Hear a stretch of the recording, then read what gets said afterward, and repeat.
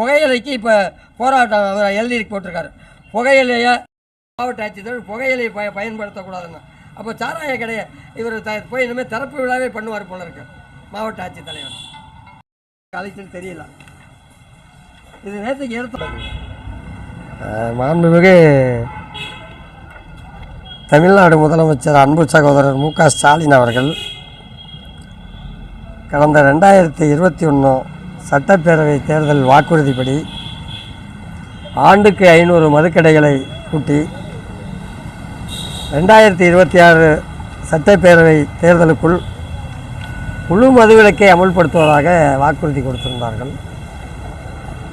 அதன்படி அவர் முழுமையாக மதுக்கடைகளை அடைக்கிறதுக்கு பதிலாக இப்போ நாம் ஏற்கனவே 2019 பாராளுமன்ற தேர்தல், அதன் பிறகு நடந்த உள்ளாட்சி தேர்தல், அதன் பிறகு நடந்த 2021 சட்டப்பேரவை தேர்தல், இப்போ கடந்த நடப்பாண்டில் 2024 நடந்த பாராளுமன்ற தேர்தல், அனைத்து தேர்தல்களிலுமே எதிர்க்கட்சிகளை தோற்கடித்து அன்பு சகோதரர் மு.க. ஸ்டாலினுக்கு ஆதரவாக இந்தியா கூட்டணியை வெற்றி பெற வைத்திருக்கிறோம்.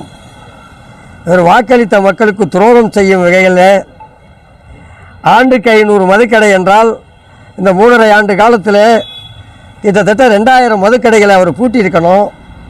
அதை விட்டுவிட்டு இப்பொழுது கடந்த ஒரு 2-3 மாத காலங்களில் திருச்சி மாநகர புத்தூர் சீனிவாச நகரில் இப்போ கடந்த 30ஆம் தேதி ஒரு மதுக்கடையும், குழுமணி சாலையில் உறையூர் பகுதியில் ஒரு எஃப்எல்2 மணமகிழ் மன்றம் ஒரு மதுக்கடையும், இது சோமர்சம்பேட்டையில் ஏற்கனவே 2023 கடுமையான போராட்டம் நடத்தி 2015 சசி பெருமாள் காந்தியவாதி இறந்தப்போ அங்கே தொடர்ந்து நடந்த அந்த சாராய கடையை நாங்கள் இழுத்து மூடியிருக்கோம் போராட்டம் நடத்தி. அந்த செய்தி ஏற்கனவே தினகரன் பத்திரிகையில் வந்திருக்கு. அந்த இடத்துலையே திரும்பவும் எஃப்எல்2 சாராய கடை கொண்டுட்டு வரேன்னு சொல்கிறத நாங்கள் ஏற்றுக்காமல் கடந்த ஆண்டு போராட்டம் நடத்தி, இனிமேல் நான் எல்லைக்குள்ளேயே, நான் சொல்கிற வார்த்தையை புரிஞ்சுக்கோங்க, திருச்சிராப்பள்ளி மாவட்ட எல்லைக்குள்ளேயே எங்கேயுமே புதிதாக மதுபான கடையை, டாஸ்மாக் மதுபான கடை கொண்டாட மாட்டோம் என்று மாவட்ட டாஸ்மாக் மேலாளர் மாவட்ட ஆட்சி தலைவர் மூலயமாக உறுதிமொழி கடிதம் கொடுத்துருக்காங்க. இந்த உறுதிமொழி கடிதம் கொடுத்துருக்காங்க. இந்த கடிதம் இருக்கும் பொழுது இப்பொழுது வரிசையாக கடையை திறந்துக்கிட்டு பண்ணுறாங்கன்னா, அதுலேயும் இந்த எஃப்எல்2 சாராய கடைனா மாது சூது அனைத்தும் ஒன்றா நடக்கிற மாதிரிங்க. ஏன்னா ஏற்கனவே நாகர்கோயிலில் ஒரு வழக்கு நடந்து, அந்த வழக்கில் ஒரு வழக்கறிஞர் எஃப்எல்2 சாராய கடையை ஆதரித்து, நாங்கள் நடத்துகிற கடையில் நாங்கள் விபச்சார தொழில் நடத்துகிறோம், இதுக்கு எதிராக அரசு காவல்துறை நடவடிக்கை எடுக்குது, இதை காவல்துறையை கட்டுப்படுத்தணும்னு ஒரு வழக்கறிஞர் வாதாடுறாரு நீதிமன்றத்தில். அந்த வழக்கறிஞரை மாண்புமை உயர்நீதிமன்ற நீதி அரசர் புகழேந்தி அவர்கள் வன்மையாக கண்டித்து, அவர் அந்த பார் அசோசியேஷன்லேருந்து அந்த வழக்கறிஞரை நீக்க சொல்லி அவருக்கு 10,000 ரூபா அவதாரம் போட்டிருக்காங்க.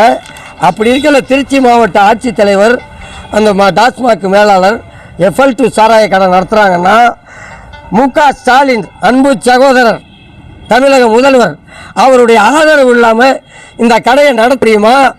அவர் இந்த விபச்சார விடுதியை அவர் மனைவி ஆதரிக்கிறாங்களா? துர்கா ஸ்டாலின் ஆதரிக்கிறாங்களா? தயாநிதி மாறன் உதயநிதி அவர்களுடைய மனைவி ஆதரிக்கிறாங்களா? திருச்சி மாவட்ட ஆட்சித்தலைவர் அவருடைய மனைவி இந்த எஃப்எல்2 சாராய கடை, இந்த விபச்சார விடுதியை ஆதரிக்கிறாங்களாங்கிற கேள்வியை வச்சு இதை விழிப்புணர்வு ஏற்படுத்தணுங்கிற நோக்கத்தோடு தான் இன்றைக்கி திருச்சி மாவட்ட ஆட்சித்தலைவர் அலுவலக வாயிலில் காலை 5:55 மணிக்கு தண்ணீர் இருந்தால் உண்ணாநிலை போராட்டத்தை மாநிலம் முழுக்க இது விமர்சனமாகணும். அந்த கூட்டணியில் இருக்க கட்சிக்காரர்கள் இந்த விபச்சார விடுதியை ஆதரிக்கிறார்களாம். அதுக்காக வேண்டிதான் நாங்கள் ஓட்டு போட்டு இந்த 4 தேர்தல்களில் மக்களை தேர்ந்தெடுத்தோமா? 2026 நீங்கள் எங்களை சந்திக்க வந்தாகணும்ல, உங்கள் காசு பணம் எங்கள்கிட்ட எடுபடுமா? உங்களுக்கு செம்ம அடி கொடுக்க மக்கள் தயாராக இருக்காங்கங்கிறத பதிவு பண்ண தான் இன்றைக்கு தண்ணீர் அருந்தா போராட்டத்தை காலை 6 மணி தொடங்கி இப்போ காவல்துறை கைது பண்ணி வச்சுருக்காங்க. நான் மாவட்ட ஆட்சித்தலைவரை சந்திக்கிறதுக்கு வாய்ப்பை கொடுங்க, இல்லைன்னா என்னை கொண்டு போய் நீதிமன்றத்தில் நிறுத்தி என்னை மத்திய சிறையில் அடைச்சிருங்கன்னு சொல்லி இந்த வேண்டுகோளை வச்சுருக்கேன். வணக்கம், நன்றி, ஜெய்ஹிந்த்.